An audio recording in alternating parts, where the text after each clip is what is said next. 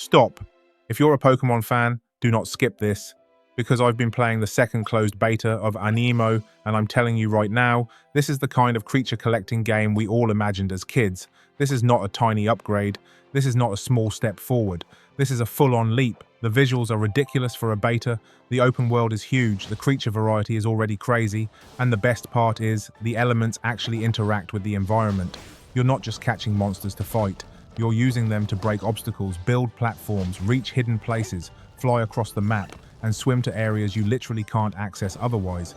And I'm going to explain why this game has massive potential, and why it's already one of the most exciting creature games I've played in years. Alright, so first, the visuals. Animo has this perfect anime style that hits the sweet spot.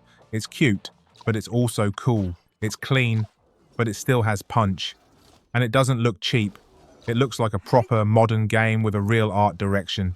The lighting is strong, the colors pop, the creature designs stand out, and everything has that polished vibe where you constantly want to stop and look around. It's one of those games where you turn the camera slowly just to take it in, and what makes it even better is it runs smooth while doing it. I've been playing in 4K on PC, exploring and fighting, and it holds up. That matters, because a beautiful open world means nothing if it runs like a slideshow. Here it feels responsive and smooth, which makes the whole experience feel premium. And then there's the world itself. This isn't one of those big but empty open worlds. This map feels like it's built to pull you in. You're constantly spotting things in the distance and thinking, I need to get over there. A cliff line, a structure, a path cutting through a valley, a weird platforming route, a shoreline that looks like it hides something. The game keeps giving you reasons to push forward, and because the art style is so strong, every new area feels like a reward. It's not just another field, it's another place with its own vibe, its own roots, and its own creatures. The world feels layered, it feels vertical, it feels like it has secrets. Now let's talk about the thing that turns exploration from good to addictive, the creatures. There are already loads of Animo to collect, and they don't feel like copy-paste filler. You'll be moving through a new region, and suddenly you're seeing new types, new shapes, different movement styles, different vibes. Some look like they belong to that area. Some feel rare. Some feel like they're begging to be evolved just to see what they become.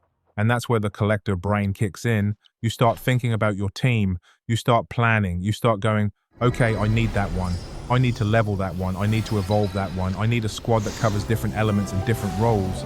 And the game makes collecting feel smooth. It's easy to understand, and it doesn't waste your time. You weaken a wild Animo, you throw your capture device, and you get a clear capture chance as a percentage. Simple, clean, satisfying. And because the world is constantly throwing new creatures and new areas at you, it keeps feeding that loop. One more capture, one more area, one more evolution, one more upgrade. It's dangerous in the best way. But here's where Animo starts feeling different from most creature games. The elements don't just mean this does more damage to that. The elements actually interact with the environment. That's huge, because it means your team matters outside combat. You can use elemental abilities to destroy obstacles that block routes. You can create things that change the terrain. You can build platforms to reach higher places. You can open up paths that weren't available before. And the moment you realize that, the game changes. Exploration becomes a puzzle, a sandbox, a how do I get there game. You stop thinking like a normal monster catcher, and you start thinking like an adventurer, because you'll see a ledge that's just out of reach, and your brain goes, okay, what element do I need?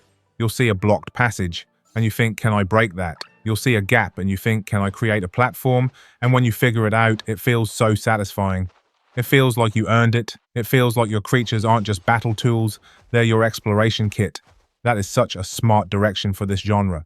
And on top of that, Traversal is insane. You can fly with flying Animo, and that alone makes the world feel 10 times bigger. Because flying makes everything vertical. You can go up, you can cross massive gaps, you can scout areas, you can reach hidden routes, you can land on places that look impossible from the ground. It turns the map into a playground. And it's not just flying either, you can swim too. So water isn't this annoying barrier that forces you to run around. It becomes another route, another way to explore, another way to discover new creatures and reach new places. And when a game gives you flying, swimming, and environmental interaction, it stops being a basic open world. It becomes an adventure game layered on top of creature collecting. And then you've got evolution, which is the main reason people get attached to creatures in the first place. You catch something early, you build it up, and you transform it into something stronger. And when the game has lots of creatures across lots of areas, evolution becomes a constant motivation. You're not just exploring for scenery, you're exploring for the next creature that might become your new favorite, the next evolution you want to unlock, the next element you want to add to your squad, and that's what keeps you playing. Now, I'm not saying it's perfect, it's a beta. Some things will still be polished, some systems will still be tuned. That's expected. But the foundation here is what matters. The visuals are already top tier for this genre. The world feels big and packed with places to go. The creature variety already feels exciting. The elements interacting with the environment is a massive win. And the traversal, with flying and swimming, makes the open world feel like freedom, not like chores.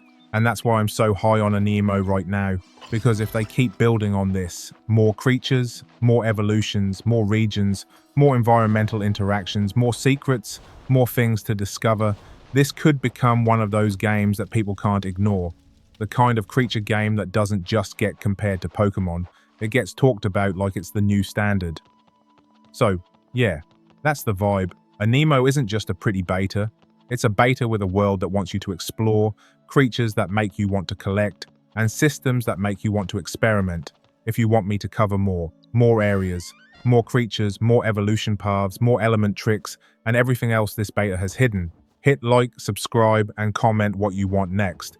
Because this game has massive potential, and I'm not even close to done with it.